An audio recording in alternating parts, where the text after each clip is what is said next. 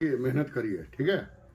आज जो है हम आप लोग को इजी एक टॉपिक लेके पढ़ रहे हैं, उसको आगे चलेंगे। आप लोग को है सेल साइकिल, आपके सिलेबस में देखिएगा सेल साइकिल है, तो थोड़ा आप लोग पढ़े भी होइएगा। तो यहाँ पे जो सेल साइकिल है, स्टार्ट कर दीजिए।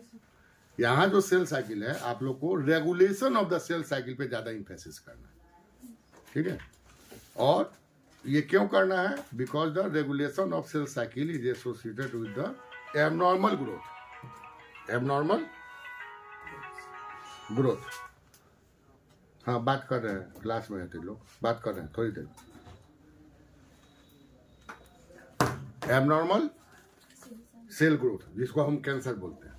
तो जितने भी अभी रिसर्च है उस डायरेक्शन में भी हो रहा है। और हम बार बार बोलते हैं कि एमएससी का एक ही मतलब है कि अगर आप उच्च शिक्षा में जाना चाहते हो या रिसर्च में जाना चाहते हो, अदरवाइज इसका कोई मतलब नहीं है। तो सेल साइकिल दो पार्ट साइमल्टेनियस से स्टार्ट हो रहा है, इसीलिए हम ये बात बोल रहे हैं। एक तक उधर हम आप लोग को क्या बतला रहे हैं? सेक्स डिटर्मिनेशन, सी एलिगेंस बतला चुके हैं, ड्रोसोफिला में क्रोमोसोमल मैकेनिज्म बतला चुके हैं, और फिर ड्रोसोफिला में मॉलिक्यूलर बचा हुआ है।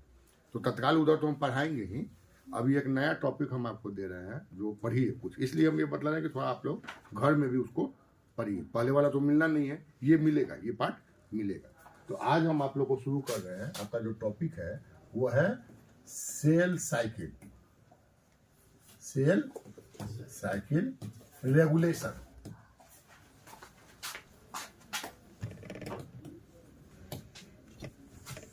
इसका रेगुलेशन।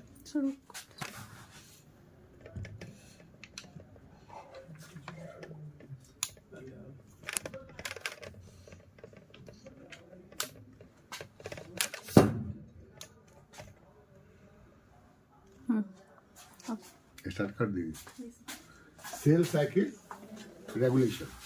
अब सबसे बड़ी बात है कि cell cycle, what is cell cycle. ये इंपॉर्टेंट है कि आप ये समझिए कि सेल साइकिल क्या है। तो कोई बतला सकते हैं आप लोग कि व्हाट इज सेल साइकिल? आपसे अगर कोई पूछे तो इंटरमीडिएट में भी पढ़े होइएगा, ग्रेजुएशन में भी पढ़े होइएगा कि व्हाट इज सेल साइकिल, तो क्या जवाब दीजिएगा?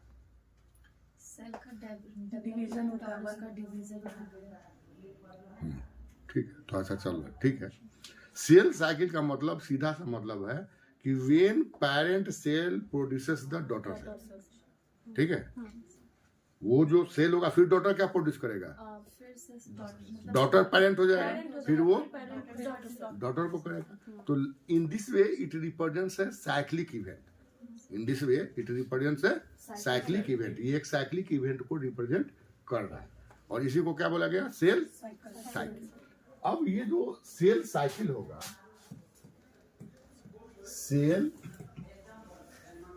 Cycle that is continuous reproduction. Continuous reproduction. ये जो रिप्रोड्यूस हो रहा है ब्रॉडली लूज सेल में, जो ये डिवाइड कर रहा है, उसको हम क्या बोल रहे हैं? Cell cycle. ऐसे भी आप देखिएगा तो बोला गया है कि किसके द्वारा बोला गया? रूडोल्फ विर्चॉफ के द्वारा। Rudolph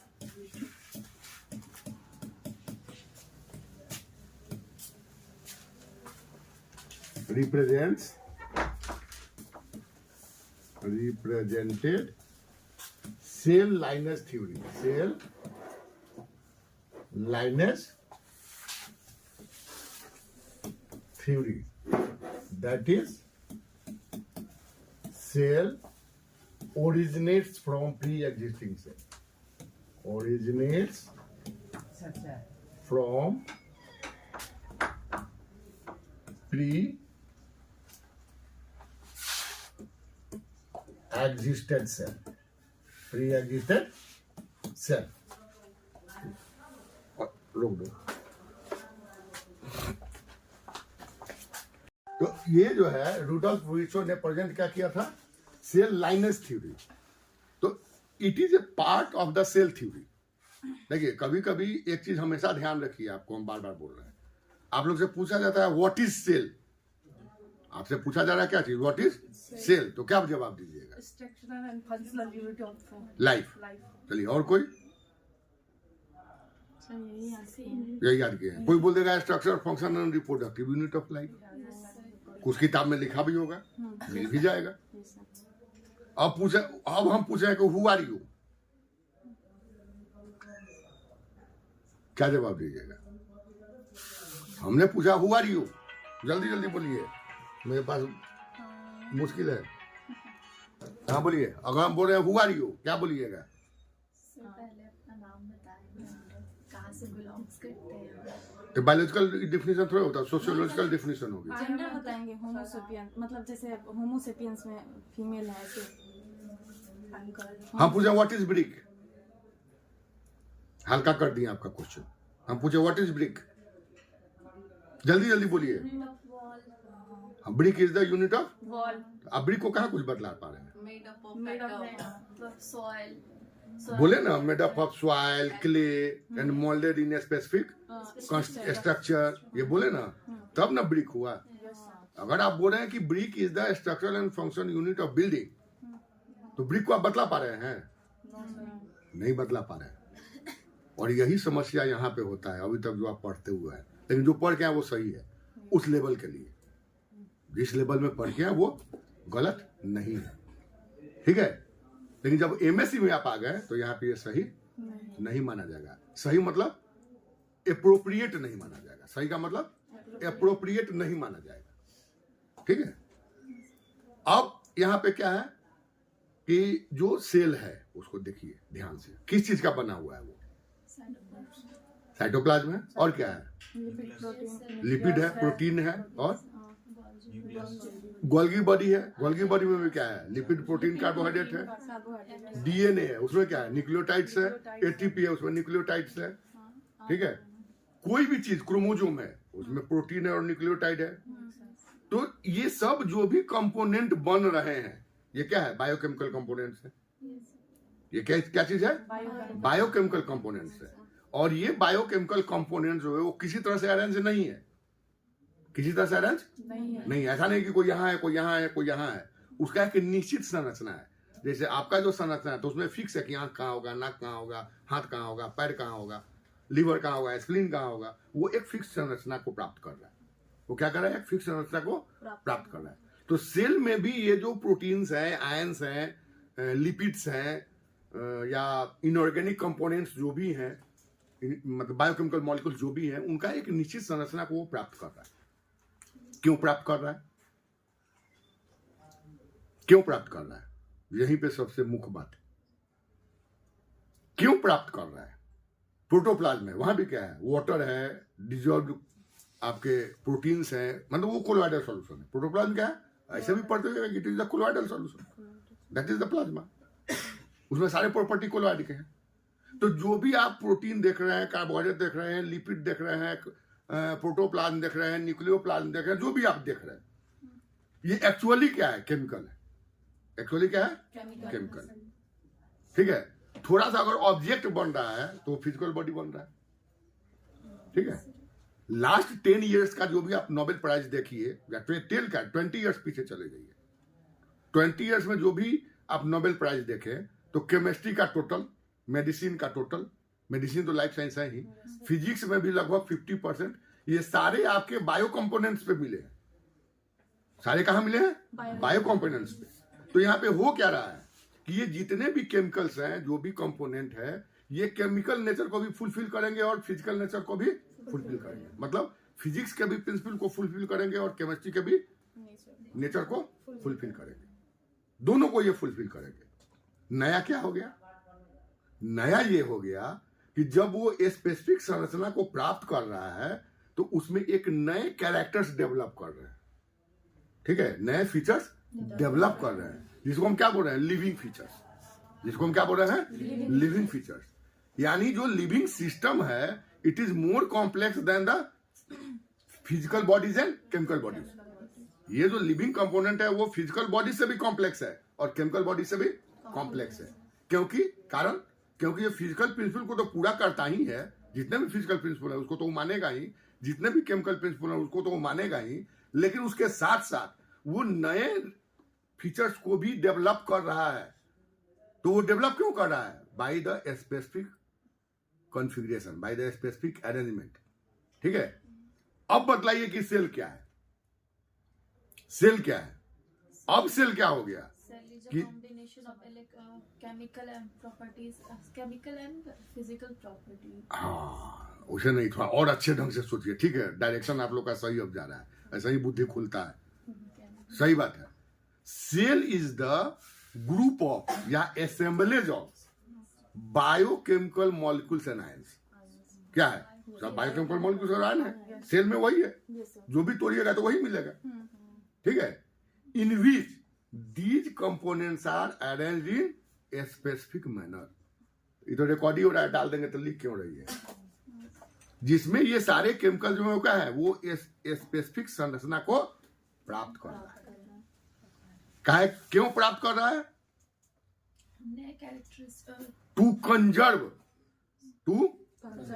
conserve the energy as per the rule of physics.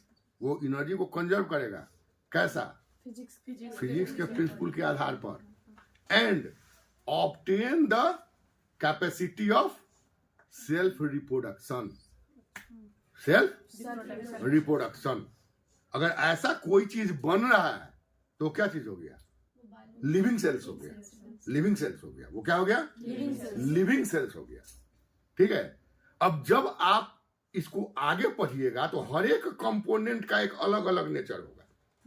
अभी जो आपको नोबेल प्राइज मिला बायोकेमिस्ट्री में, वो किस पे मिला है? एंशिएंट प्रोटीनस कॉन्फ़िगरेशन, और एआई से उसने एनालाइज किया। मतलब एआई मतलब artificial intelligence, and they determine only the configurational setup of the ancient proteins.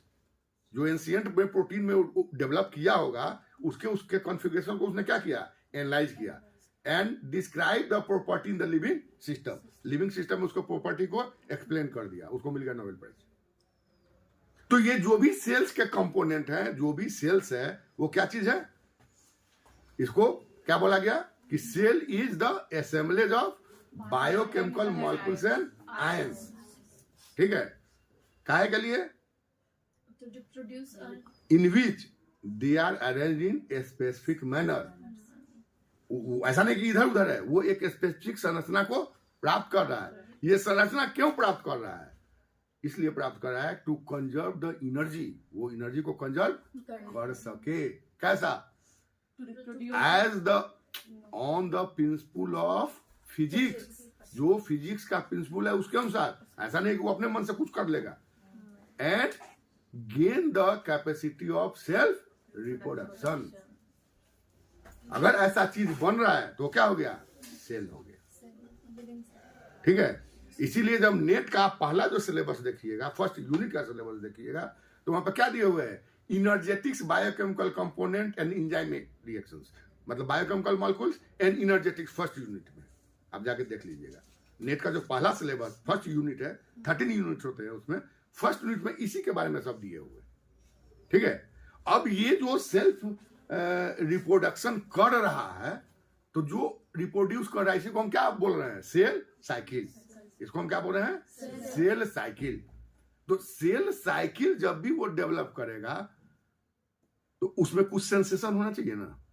अपने मन से तो नहीं कि डेवलप करते रह जाएगा, उसका कुछ रेगुलेटरी मेथड होना चाहिए, ठीक है? अब यहां पे वो रेगुलेटरी मेथड क्या है? किसके द्वारा? कैसे मान लीजिए कोई भी काम कर रहा है कोई चीज, तो उसके पास क्या होगा? कुछ कंट्रोलिंग सिस्टम होगा। तो सेल के पास तो आंख कान नाक है नहीं, सेंसेशन है नहीं, लेकिन उसमें मैकेनिज्म होगा। उसमें क्या होगा? मैकेनिज्म होगा। दैट मैकेनिज्म, यानी जो सेल का लेवल है, वो हमको देखने में लग रहा है कि ये सेल है, इसमें कुछ नहीं है, लेकिन वो सेल में वो सारे चीज हैं जो हायर एनिमल में है। हर चीज है, सिग्नलिंग सिस्टम, सब जितना है सब कुछ है उसके पास। अब यहां पे ठीक है, उसका मोड अलग है, उसका मैकेनिज्म अलग है। तो ये जो सेल साइकिल एक्टिवेट करेगा, that is regulated by the KI। That is regulated by KI।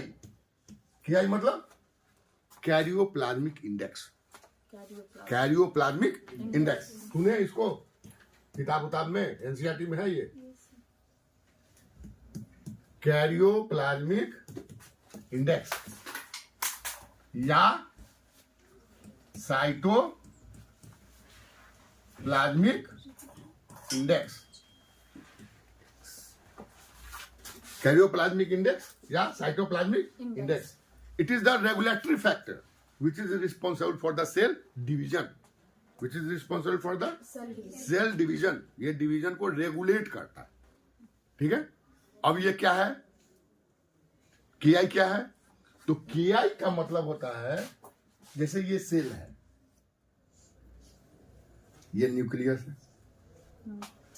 ठीक है. इसमें जो कोलॉइडल पार्टिकल्स है उसको हम क्या बोल रहे हैं? Protoplasm.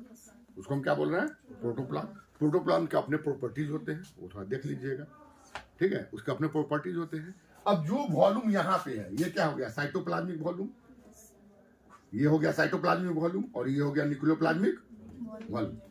That is the cytoplasmic volume and that is the nucleoplasmic. ठीक है. एंड द टोटल, ये टोटल जो हो गया ये क्या हो गया? प्रोटोप्लाज्म. ये क्या हो गया? Protoplasmic volume. ठीक है. That means the protoplasmic volume बराबर cytoplasmic volume plus nucleoplasmic volume. ठीक है. And the ratio of the nucleoplasm to cytoplasm is referred as karyoplasmic index.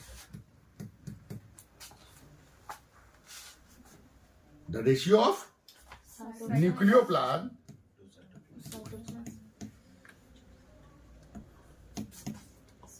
to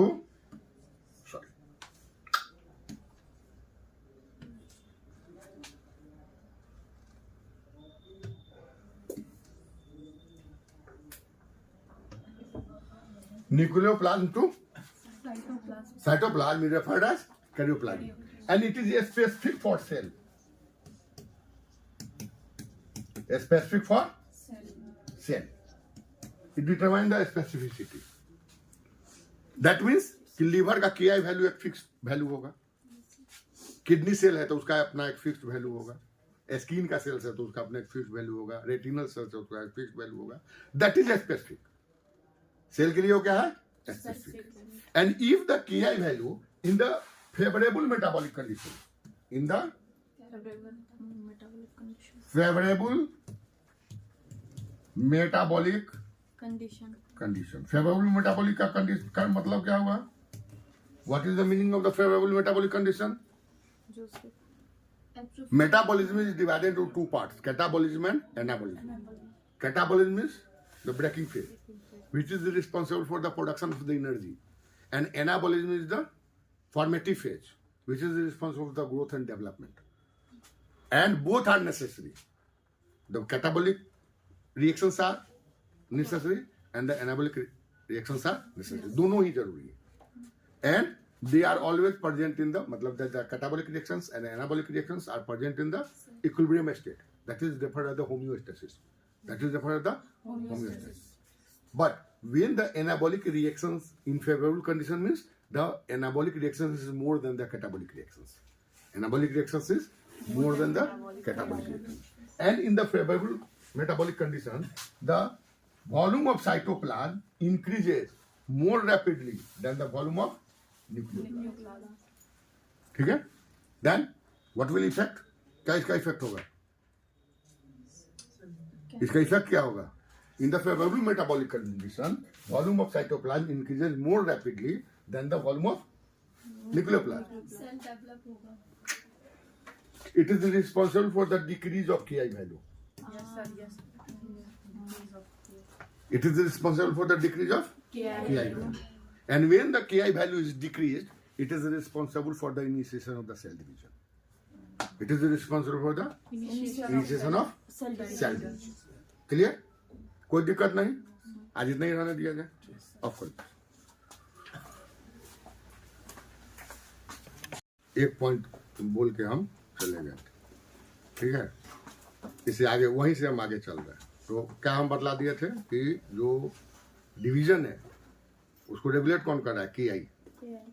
KI जो है वो स्पेसिफिकली डिटरमाइन क्या करता है? Initiation of cell division. Initiation of, उसी को हम क्या बोल रहे हैं? Cell growth. सेल ग्रोथ भी उसी को बोला जाएगा. जो सेल ग्रोथ कर रहा है वो उसी को बोला जाएगा.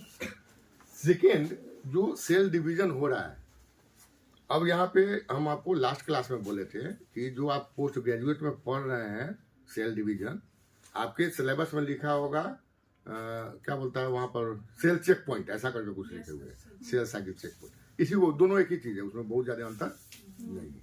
तो सेल डिवीजन जो होगा तो पहले उसके बेसिक कैरेक्टरिस्टिक को समझिएगा, इसलिए हम ये बतला रहे हैं कि आप लोग वो चीज को नहीं फॉलो करिएगा। हालांकि उससे डायरेक्ट संबंध नहीं है, लेकिन जो सेल की अपनी जो कैरेक्टरिस्टिक्स होगी वो पहले समझ लीजिएगा, फिर सेल डिवीजन में आइएगा, फिर आपको चेक पॉइंट समझ में आने लगेगा। और हम बार बार बोल रहे हैं कि ये सबसे सिग्निफिकेंट क्यों है, because it is related with the unusual growth या अनकंट्रोल्ड ग्रोथ, जिसको हम क्या बोलते हैं, कैंसर। तो इसके अंदर के मैकेनिज्म जो होंगे वो आपको पढ़ना है। तो सेल साइकिल में फर्स्ट चीज हमने क्या बोल दिया था कि रेगुलेटेड बाय केआई, रेगुलेटेड बाय केआई, ये हमने समझा दिया था आपको। और हमने क्या बोला था कि in the favourable condition the volume of cytoplasm increases more rapidly than the volume of nucleoplasm. लिखने की क्या आवश्यकता है, इसको तो हम ट्यूब पे डाल ही देते हैं, समझिए इसको, पीजी में रखने की आवश्यकता नहीं है। और हम इसलिए डालते हैं कि जो नहीं आ रहे हैं वो भी इसको पढ़ ले। आप में अगर कोई स्टूडेंट एक दिन स्किप कर गया किसी कारणवश, होता है, मान लीजिए किसी की तबीयत खराब हो गई, कोई बात हो गया, तो उसको आप फॉलो अप में देख लीजिए। अब इससे ज्यादा आप किसी शिक्षक से क्या चाहिएगा, इससे ज्यादा कोई चाहेगा, कोई कर पाएगा? इसके बाद भी आप नहीं पढ़ पा रहे हैं, एकदम इजी किए हुए हैं पोस्ट ग्रेजुएट को। तो यहाँ पे हम बोले थे कि in the favourable condition the volume of cytoplasm increases more rapidly than the volume of nucleoplasm, which is responsible for the decrease of Ki value. That indicates, अब ये क्या इंडिकेट कर रहा है? Initiation of cell. नहीं, ये तो ठीक है, इनिशिएशन ऑफ सेल कर रहा है। It represents that the nucleus is not sufficient to control all metabolic activities of the cytoplasm because the messages are present in the nucleus. जो मैसेज है किसी भी सेल का, सेल फिजियोलॉजी का या सेल एक्टिविटी का, वो कहाँ पे है? न्यूक्लियस में, वो है न्यूक्लियस में। और न्यूक्लियस में भी कहाँ पे है? डीएनए में। तो और एक्टिविटी कहाँ पे हो रहा है? एक्टिविटी सारे जो भी हो रहे हैं, मेटाबॉलिक एक्टिविटीज हो या डीएनए सिंथेसिस हो या एंजाइम सिंथेसिस हो या प्रोटीन ट्रैपिंग हो, जो भी हो, सब कहाँ पे हो रहा है? साइटोप्लाज्म। एनर्जी प्रोडक्शन हो, जो भी हो, वो सब हो रहा है साइटोप्लाज्म। तो जैसे केआई वैल्यू डिक्रीज करता है, वो रिप्रेजेंट करता है कि जो न्यूक्लियस है वो सारे मेटाबॉलिक एक्टिविटीज को, मतलब जो साइटोप्लाज्म में एक्टिविटीज हो रहे हैं, उसको कंट्रोल सफिशिएंटली नहीं कर पा रहा है। ठीक है, जस्ट लाइक मान लीजिए किसी का परिवार है, बहुत बड़ा हो गया, मान लीजिए 4 भाई है, उसका बाल बच्चा है, उसका भी बाल बच्चा है, तो बहुत बड़ा हो गया। अब उसका एक कोई गार्जियन होगा तो सबको तो देख नहीं पाएगा, तो क्या बोलेगा कि परिवार को बांट दो, अपना अपना यूनिट देखो, सब हम नहीं जानते। एकदम सेम चीज यहाँ पे है। जैसे केआई वैल्यू डिक्रीज करेगा, वो हो गया कि that is nucleus is not in a position to control the all metabolic activities of the cell, and in this condition cell initiates the division. Cell जो है वो उसको कर रही हो ना, अभी तो लाइट नहीं थी सर, अभी लाइट अब आ गया ना, तो पहले वॉश कर लो उसको सबको।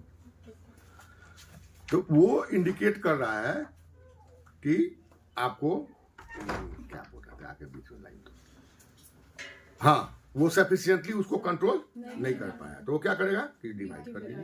And the KI value of the each cells are specific, सबका अलग अलग होगा।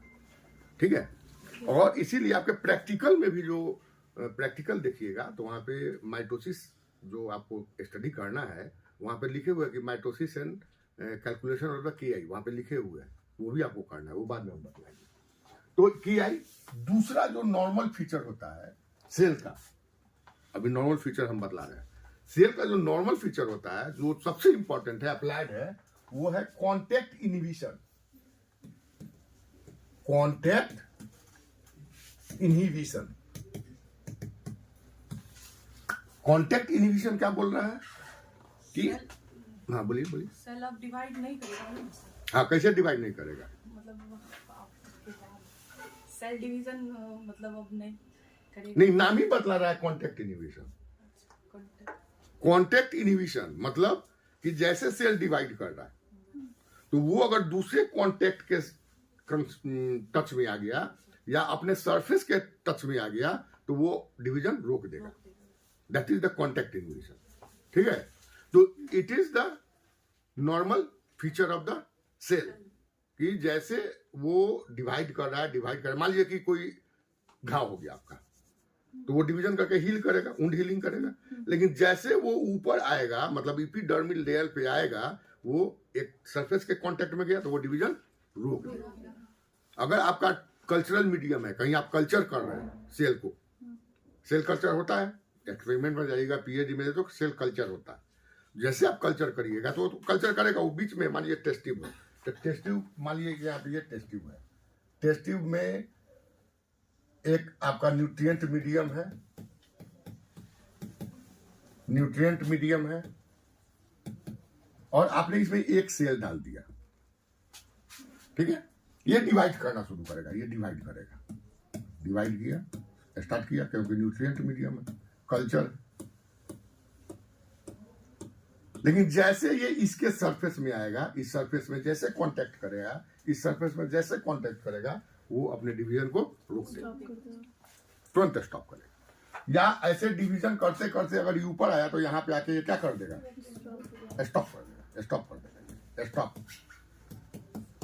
That is the contact inhibition.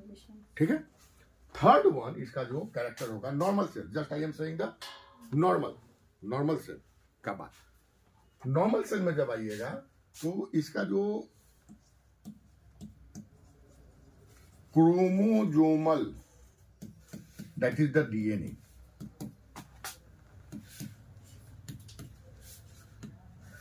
Represents 2n value. और बहुत टेक्निकली जब आगे आप आइएगा तो हम बतलाएंगे, इसको हम बोलते हैं सी वैल्यू पैराडॉक्स। इवोल्यूशन में आ जाएगा, इवोल्यूशनरी जेनेटिक्स जब हम बतलाएंगे नेट के लिए, आपको आपके सिलेबस में ही नहीं है, नेट वाले में है, तो ये आ जाएगा आपको। तो जैसे ये 2n होता है, अभी हम बतला भी देंगे, सेल साइकिल में हम बतला देंगे ये 2n कैसे हो रहा है। तो जैसे ये 2n होगा, ठीक है, ये किसका होगा, नॉर्मल का, surface without any specific antigen, surface without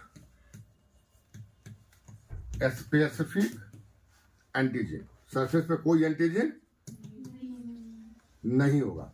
specific antigen मतलब कोई विशेष तरह का एंटीजन नहीं होगा, उसका अपना जो एंटीजेनिक कंपोनेंट है वो तो होगा, लेकिन कोई विशेष अलग उससे, जैसे मान लीजिए मेरा आरबीसी है तो उसके सरफेस पे जो मेरा एंटीजन मेरे रेस्पेक्ट में है वो होगा, लेकिन कोई नया कोई स्पेसिफिक एंटीजन नहीं होगा। Next, requires normal value of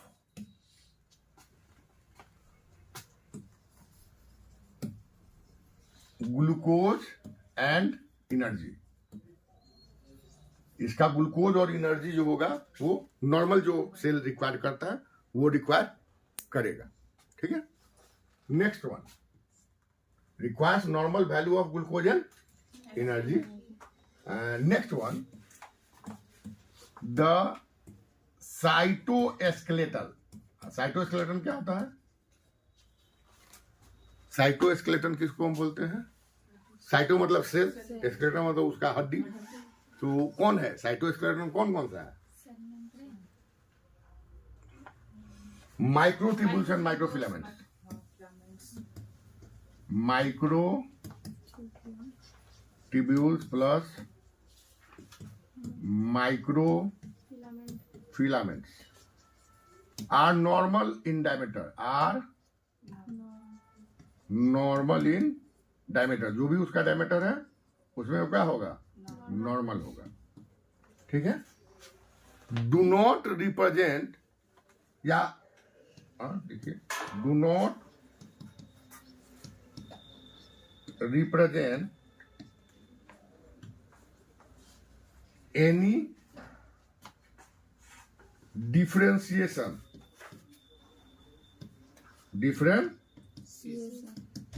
with similar cells, with similar cells. Similar sales का मतलब कि मान लीजिएगा आप लीवर का सेल ले रहे हैं, लंग्स का सेल ले रहे हैं, तो उसका जो नेचर है उसे वो कोई डिफरेंशिएशन रिप्रेजेंट नहीं करेगा. ठीक है. All these are the property of normal cell. ये किसका है? नॉर्मल सेल का property. But if you observe any deficiency, अगर इसमें कोई गड़बड़ी होने लगा, ठीक है, particularly in the case of cancerous growth, particularly in the case of cancerous growth, ये जितने जो कैरेक्टर्स हैं वो सेल लूज कर देगा. हाँ, one thing more, no capacity of induction, no capacity of induction and migration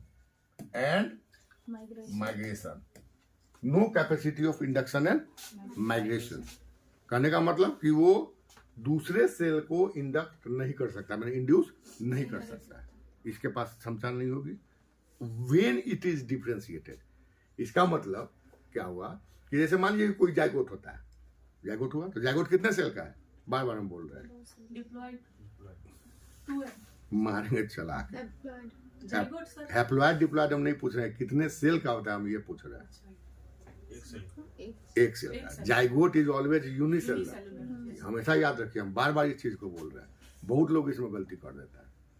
zygote is unicellular, वो कभी उसको, क्योंकि एक एग है और उसमें एक स्पर्म है, दो का फ्यूजन है, तो तुरंत लोग बोल देता है कि दो सेल है, लेकिन वो दो सेल नहीं है, मल्टी सेलुलर नहीं है, बाई सेलुलर नहीं है, वो क्या है? यूनिसेलुलर है, एक सेल का है.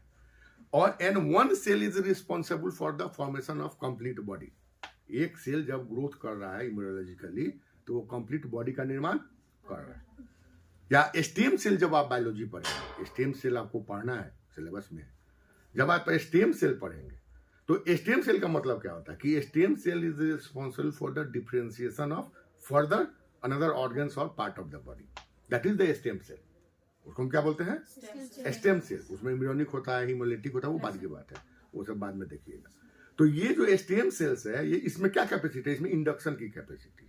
ये जैसे जैसे या इम्यूनोलॉजिकली जो डेवलप कर रहा है, तो कुछ कुछ सेल में क्या होगा? इंडक्शन की उसमें कैपेसिटी. वो अपने बगल वाले सेल को क्या करेगा? अपने अकॉर्डिंग उसके नेचर को चेंज करने की क्षमता रखता है. That is the induction. उसको हम क्या बोलते हैं? इंडक्शन. तो when the cell is mature, जैसे ही सेल क्या करेगा? मेच्योर करेगा, उसमें इंडक्शन की कैपेसिटी खत्म हो जाएगी. ठीक है. और माइग्रेशन की कैपेसिटी भी खत्म हो जाएगी. माइग्रेशन का मतलब एक जगह से दूसरी जगह जाना, वो अपने लिमिट में फिक्स हो जाएगा. ठीक है. और ये जितने कैरेक्टर्स हैं, ये सारे कैरेक्टर्स किसके हैं? Normal cells. ये सारे कैरेक्टर्स किसके हैं? नॉर्मल सेल्स के हैं. And when it is uncontrolled और it converts into the cancer cell, जैसे ही कैंसर सेल में कन्वर्ट होगा, ये टोटल जो कैरेक्टर्स हैं वो कैरेक्टर्स क्या हो जाएंगे? उलट जाएंगे. ये सारे कैरेक्टर उलट जाएंगे. ठीक है. अब ये जो अनकंट्रोल्ड हो रहा है, जैसे ही अनकंट्रोल, ये कंट्रोलिंग में अपना डिवीजन कर रहा है. अगर ये अनकंट्रोल्ड हो रहा है तो the factors which are responsible for the controlling of the cell division must be deficient. कहीं ना कहीं वो डिफिशियंट हो रहा होगा. ठीक है. ये दैट इज, इसी चीज को हम लोग यहां पे समझेंगे primarily, not in the case of the cancer. Cancer का केस में हमको नहीं समझना है, हमको समझना है कि नॉर्मल चेक पॉइंट्स कौन कौन से हैं, नॉर्मल सेल डिवीजन कैसे रेगुलेट हो रहा है, उस चीज को हमको यहाँ पे पढ़ना है, उसको समझना है. जब एबनॉर्मलिटी होगी तो वहां पे पढ़ा जाएगा जहाँ पे कैंसर सेल आपको पढ़ने के लिए दिया गया होगा, जिस सिलेबस में दिया गया होगा, जहां दिया गया. तो ये बात आपको समझ में आ गई? इसमें कहीं दिक्कत नहीं है. अब हमको देखना है कि ये कौन से मैकेनिज्म है जिसके द्वारा ये इसको रेगुलेट कर रहा है, ये इसको कंट्रोल कर रहा है. ठीक है. तो नाउ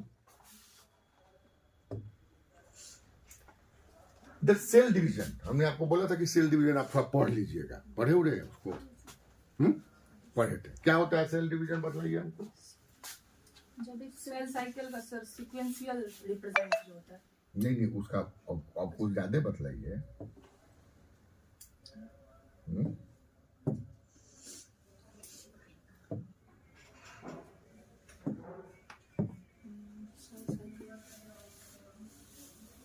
कुछ ज्यादा बतलाइए ना भाई, ऐसा थोड़े होगा।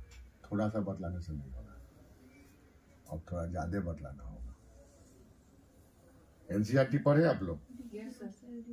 बतलाइए तो फिर क्या दिक्कत है? Accurate duplicate of genetic material. ठीक है, कितने पार्ट के होते हैं? क्या? सेल साइकिल में कौन कौन सा पार्ट होगा? S phase, interphase, interphase, metaphase और इंटरफेज डिवाइड होता है S G1 phase phase, G2 phase और उसके बाद एस फेज होता है, S फेज, हम्म, उसके बाद फिर मेटाफेज होता है सर। एनाफेज, मेटाफेज, इंटरफेज, और उसका एनाफेज, उसके बाद telophase, telophase. Telophase. yes, sir. चलिए ठीक है।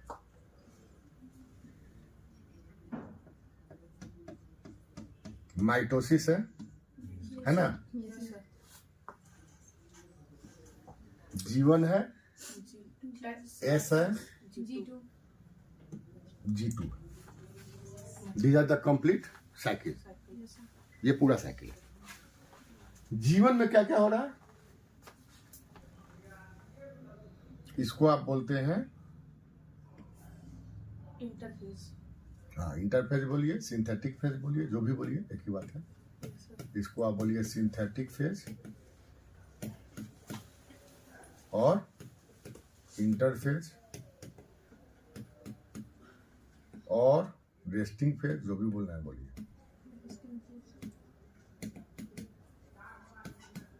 नाम है रेस्टिंग फेज और सबसे ज्यादा एक्टिव है ये। Yes, sir. यस सर, तो इसको क्या बोलिएगा? Divisional phase.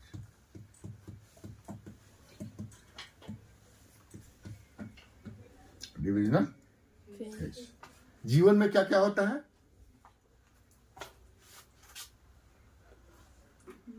कौन कौन से एक्टिविटी होते हैं जीवन में? तो ये सब तो बोले थे पढ़ने के लिए, तो आप हाँ क्या क्या हो रहा है जीवन में?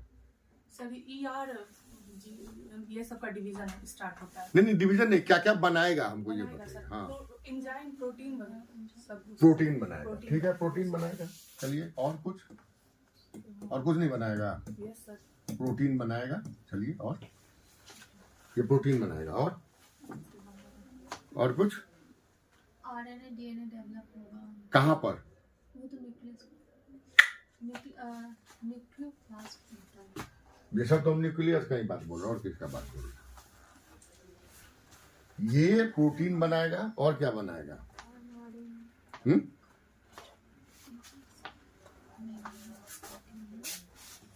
आरएनए बनाएगा। यस सर, ये क्या बनाएगा? मेजर बात बतलाइए। ये बहुत सर सिंथेसिस करेगा डीएनए का। डीएनए, डीएनए बनाएगा। सिंथेसिस करेगा। और क्या बनाएगा? डीएनए बनाएगा और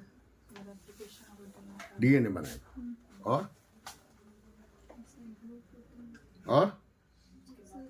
मैच्योर होता है। हिस्टोन प्रोटीन बनाएगा। हाँ, हिस्टोन और क्या बनाएगा? हिस्टोन इसके बाद ये आरएनए में जनरली राइबोसोमल बनाएगा और टी बनाएगा।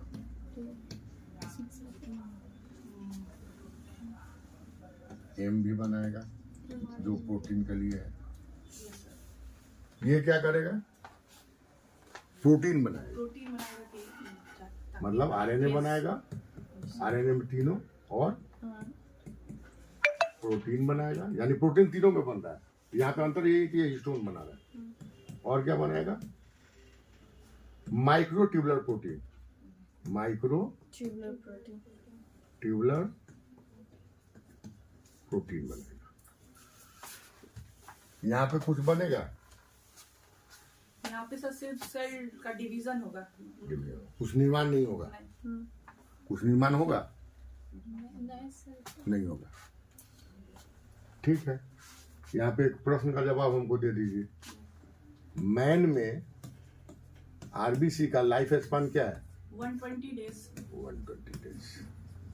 और क्या स्पेसिफिसिटी है इसका? सबसे इंपॉर्टेंट कैरेक्टर क्या है? मैन का या मैमल का यस सर। आरबीसी का सबसे इंपॉर्टेंट कैरेक्टर क्या है? क्योंकि इसमें न्यूक्लियस न्यूक्लियस होती है सर। नहीं होता है, अच्छा नहीं होता। ए न्यूक्लिएटेड। ये न्यूक्लियस होता है। एन्यूक्लिएटेड।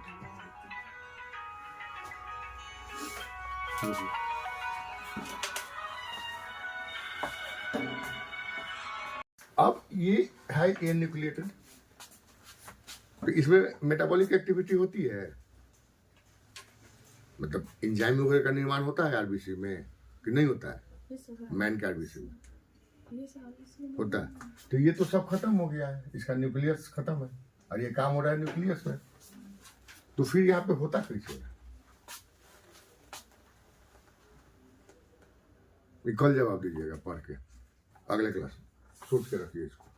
अब ये जो कंपोनेंट्स है, these are responsible for the cell division major. अब यहाँ पे क्या हो रहा है?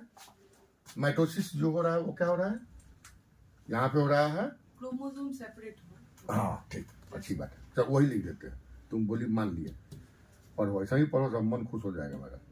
क्रोमोसोमल सेपरेशन, चलो ठीक है, chromosomal separation and that chromosomal separation, अच्छा टर्म दे दिए, सही बात बोली। That chromosomal separation is divided into the different stages. Actually that is the chromosomal separation, ठीक बात बोली, अच्छी बात बोली। जो आप प्रोफेज, मेटाफेज, एनाफेज, टेलोफेज पढ़ते हैं, actually it is the part of the chromosomal separation characterised by one feature. ये जो चार चीज आप बोलते हैं ना, किताब वगैरह में पढ़ते हैं, प्रोफेज पढ़ते हैं, मेटाफेज पढ़ते हैं, एनाफेज पढ़ते हैं, टेलोफेज पढ़ते हैं, एक्चुअली क्या है? ये क्रोमोसोमल सेपरेशन ही है जो एक स्टेज तक किसी एक कैरेक्टर को रिप्रेजेंट कर रहा है। That specific chromosomal separation is sequentially characterized by specific features, and on the basis of the characteristics or basic features, they are differentiated. So the process is differentiated into prophase, metaphase, anaphase, and telophase. Okay, actually these are the chromosomal separation. And which is responsible for the chromosomal separation? Which part? Which component? Which component is responsible for the chromosomal separation?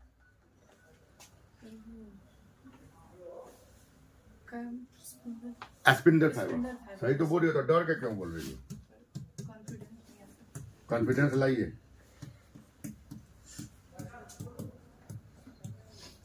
Spindle fibres and second one is spindle fibre and second one is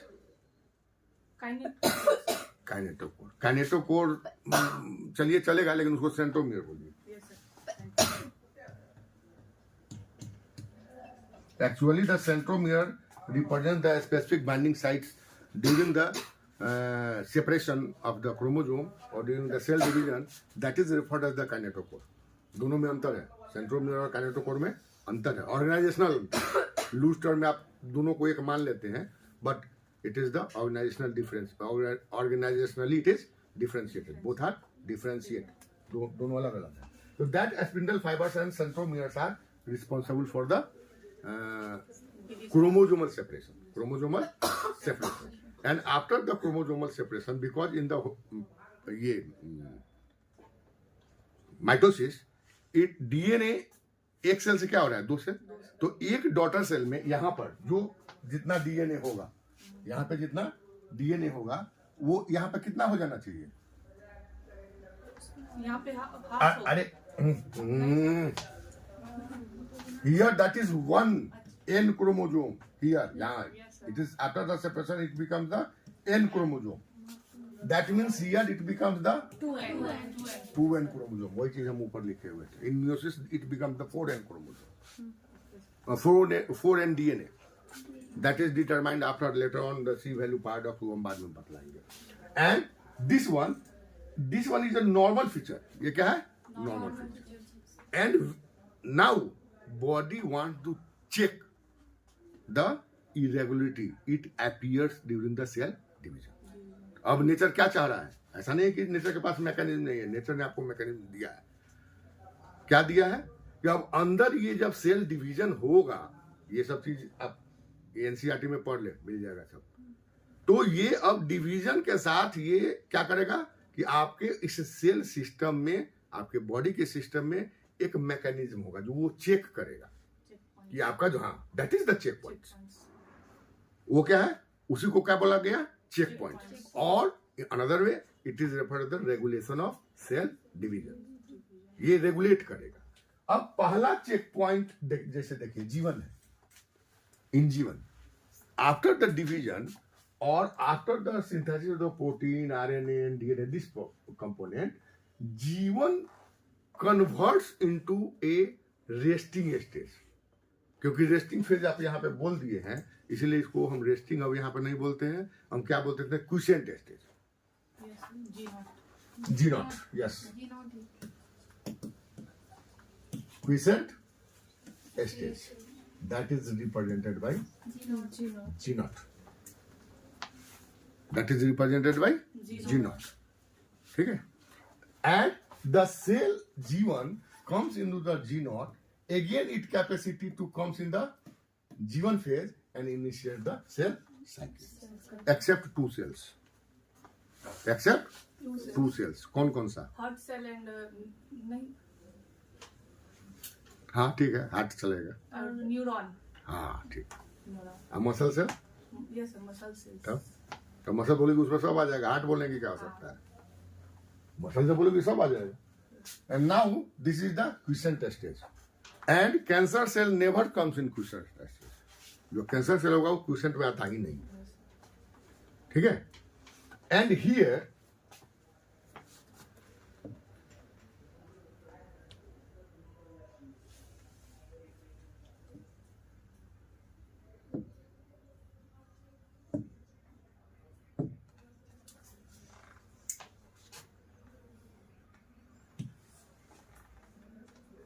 visible है, it is visible, No, No, sir.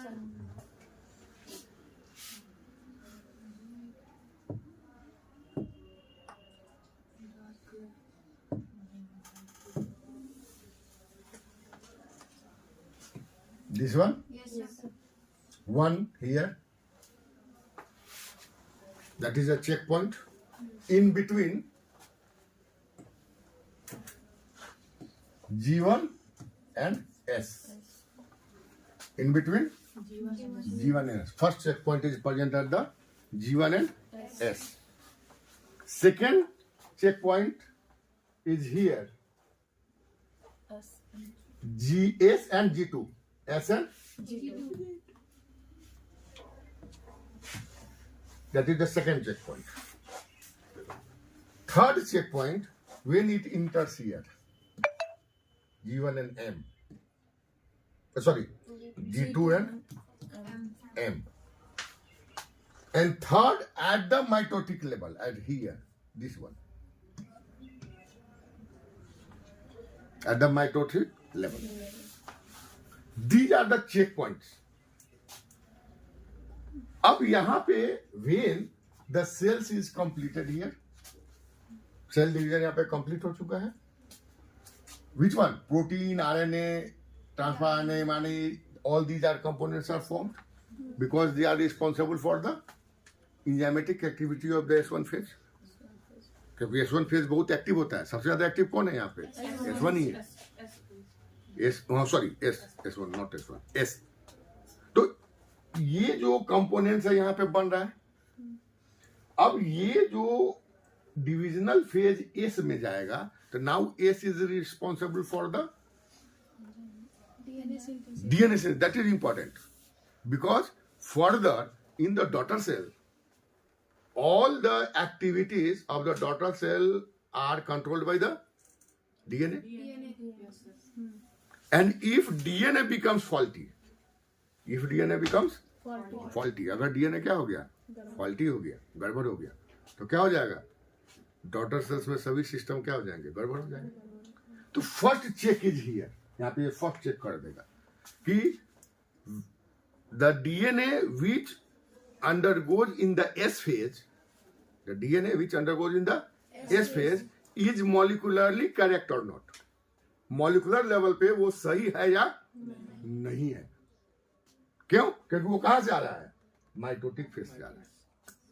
तो जो daughter cell produce हुआ है उसमें जो DNA के components हैं या क्रोमोसोम के कंपोनेंट्स हैं, दे आर करेक्ट मॉलिकुलरली और नॉट, ठीक है। Now it undergoes in the S phase, तब ये कहां पे चला जाएगा, एस फेज में, ठीक है। एंड दे रिप्लिकेटेड, वो अपना रिप्लिकेट करेगा, वहां पे सब काम हो रहा है, उसका रिप्लिकेशन हो रहा है, प्रोटीन का भी निर्माण हो रहा है। और यहां पे डीएनए का निर्माण करके वो कहां पे आएगा, G2 में। Again a check point is existed, देखिए कितना मजबूत चेक पॉइंट दिए हुए, again second check point, because the DNA are replicated, उसमें जो भी डीएनए वो क्या हो गया है, रिप्लिकेट हो गया। अब वहां पे जो डीएनए रिप्लिकेट किया उसमें कहीं कोई गड़बड़ी तो नहीं आ गया, कहीं म्यूटेशनल स्टेज तो नहीं आ गया, कहीं गलत कोई न्यूक्लियोटाइड अटैच तो नहीं हो गया। All these components are checked, वहां पे क्या होगा, वो उसको चेक कर लेगा और तब उसको कहां मूव कर देगा, G2 में, ठीक है। In G2 organisational components as well as the all proteins responsible for the synthesis of formation of the microtubules and microfilaments in association with the proteins in addition with the proteins associated with the centromere। centromere पढ़े आप लोग, थोड़ा सा नहीं पढ़े, down syndrome, Turner syndrome नहीं, चटकन से चटकन डाउन सेंट्रोमियर पूछा था, डाउन सिंड्रोम हो गया। सेंट्रोमियर लूजली आप पढ़े होइएगा कि that is the site where two arms are attached, ठीक है। But actually the specific DNA sequence are responsible for the centromere. Probability के सिलेबस में है सेंट्रोमियर, सेंट्रोमियर काइनेटोकोर दोनों है, पढ़ाएंगे, घबराइए नहीं, वो भी पढ़ाएंगे। These components are a specific site of the DNA, and that DNA is associated with the specific proteins, ठीक है। And the structure is significant because it provides the site for the attachment of the microtubules and microfilament, or that is the spindle filaments. Spindle filament. Here, suppose it is a DNA, and this one is the centromere. This attachment is the spindle. That is the spindle. Spindle tubule. Spindle tubule. That is the centromere, and after the association with the spindle or development of the specific structure, specific proteins, it is referred as kinetochore. Kinetochore. Actually, the kinetochore is the centromeric part plus specific proteins. अभी इतना ही देखिए, specific proteins. ठीक है। And if these components becomes deficient, अगर ये defective हो गया क्या कर देगा, तो म्यूटेशन कॉज कर देगा तुरंत, मतलब अनियमितताएं को कॉज कर देगा। Here I am just explaining that at the molecular level it is cancer, but at the gross level ये कुछ भी कर सकता है, ये कोई भी इरेगुलरिटी आ सकता है इसमें, ठीक है। एंड नाउ दिस वन अगर ये करेगा तो क्या हो जाएगा, प्लोएडिक कंडीशन डेवलप कर देगा तुरंत वो, it is also defective. Now the G2M junction or G2M part is responsible for again the checking the all these components कि अब जो डिवीजन में जा रहा है वो सब ठीक ठाक है कि नहीं है, ठीक है। और जब उसको ठीक लगेगा तब उसको आगे बढ़ा देगा कि जाइए। That means 3 check points are present, यहां पे क्या है, 3 चेक पॉइंट्स आर प्रेजेंट है, but the checkpoint extended up to the divisional phase also, यहां तक ही आता है। लेकिन आपसे कोई पूछेगा तो आप 3 ही लिखिएगा, कुछ किताब 4 लिख देता है, गलती से मत लिख दीजिएगा 4, ठीक है। That is the extension. अभी आगे आगे जैसे जैसे चलिएगा आपको सब क्लियर होने लगेगा। दैट इज द एक्सटेंशन, ठीक है। Now it is the gross level. ये बात समझ में आ गई, इसमें कोई दिक्कत नहीं है, बैठ गया इसमें।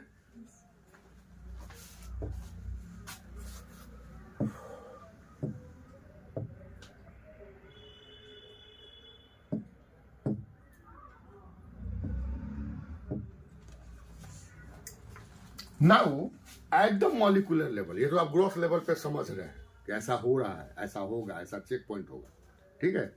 एंड इफ इतना ही तक लिख के अगर आप पढ़ के आप लिख दिए तो आपको नंबर पीजी में हमको पास कॉपी आएगा तो हम नहीं देंगे, सीधी सी बात, काट कूट के बराबर कर देंगे, आपका नहीं किसी का भी आएगा। Because here a mechanism is present that is important and that mechanism is referred as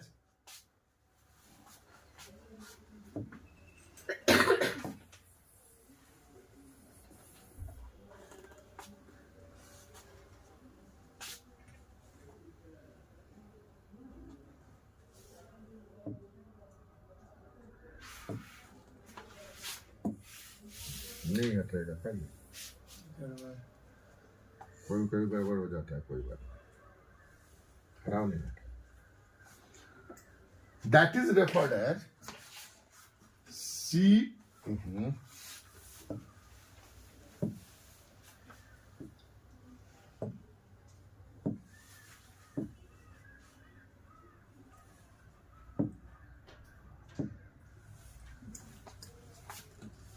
CDK, CDK cyclin system, CDK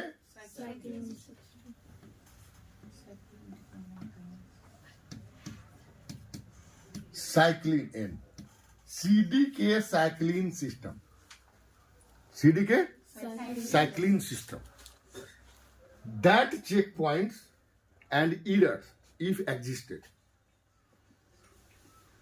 are checked by the CDK cycling system and it is a complex mechanism। ये कैसा है? लेकिन आप घबराइए नहीं, आपको समझा दिया जाएगा इसको भी, ठीक है। CDK that is cycling dependent kinase, CDK full form of the CDK is cycling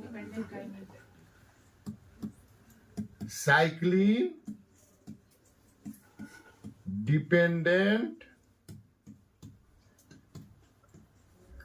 kinase, cycline dependent kinase। It is actually a protein।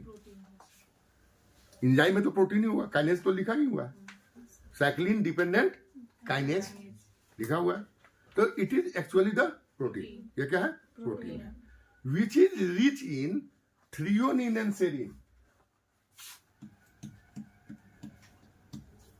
Sorry threonine plus serine. क्या होता है थ्रियोनिन और सेरीन? थ्रियोनिन और सेरीन क्या है? What is threonine and serine? मुंह बना के सब बैठा है, अमाइनो एसिड है। तो इतना समय क्यों लग रहा है बोलने में? सोच रहे थे नहीं सर। नाम क्या है, उसमें भी सोचो 2 घंटा तक। तुमसे पूछा जाएगा क्या नाम है, था सोचना, बोला हम सोच रहे हैं।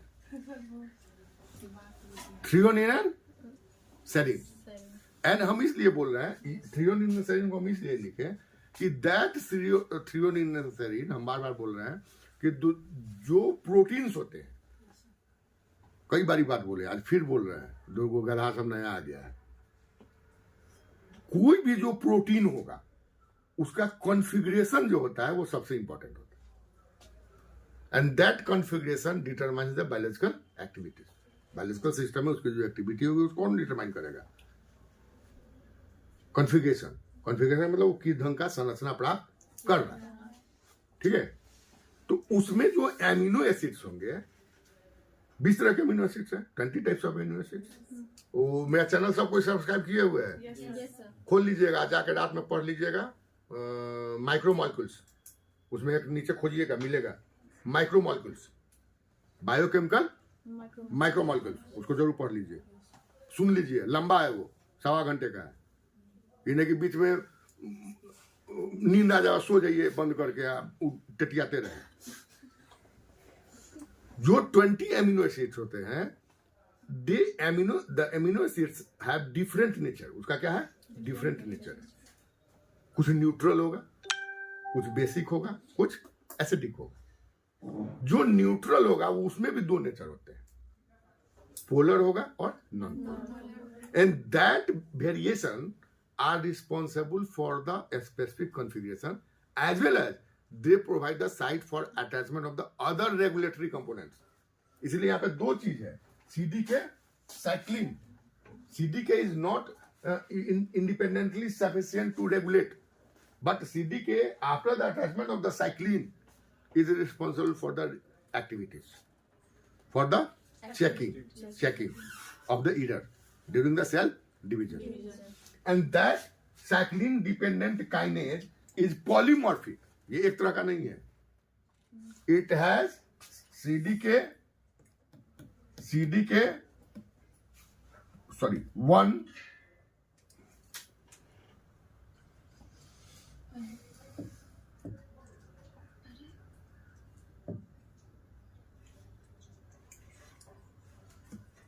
1 to 7 in man. Commonly studied, और भी ज्यादा है, but commonly studied in the major form 1 to 7 है ज्यादा. एंड जैसे जैसे रिसर्च होगा इट में भी इसका नंबर बढ़ेगा, घटने उठने नहीं जा रहा है. ठीक है. Now the CDK is polymorphic. It is associated with the cyclin after phosphorylation. Cyclin ई नहीं होगा, साइक्लिन. ठीक है. Cyclin is also polymorphic. Cycline is also polymorphic. It also represents the variation A to suppose F तक. ठीक है. And now the each combination CDK and cycline are responsible for the action on the different checkpoints. ये अलग अलग है.